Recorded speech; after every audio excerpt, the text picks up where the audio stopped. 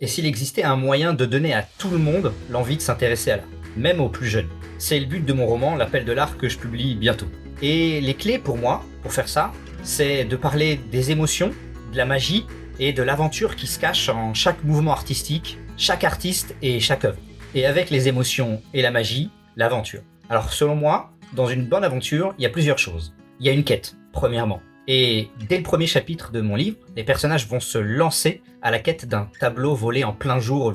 Deuxièmement, il y a des défis. Le défi principal des héros dans mon roman, ça va justement être de comprendre les œuvres, de comprendre leurs émotions, de comprendre la vie des artistes qui ont créé ces œuvres-là et de comprendre les valeurs des mouvements artistiques dans lesquels les artistes s'inscrivent. Grâce à ça, ils vont pouvoir décrypter ces œuvres et en acquérir les pouvoirs. Et dans une bonne aventure, il y a des bons méchants, il y a des bons ennemis. Alors il va y avoir plusieurs types d'ennemis. Il va y en avoir en chair et en os. Il va y avoir d'autres étudiants, un peu les Malfoy de l'art, qui vont venir les gêner et contre lesquels les héros vont être en compétition.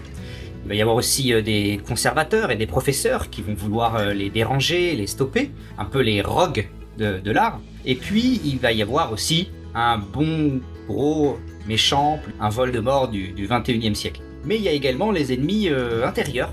Il y a leurs propres traumas, leurs propres blocages, leurs propres émotions qui vont venir les empêcher et qu'ils vont devoir affronter et qu'ils vont devoir surmonter.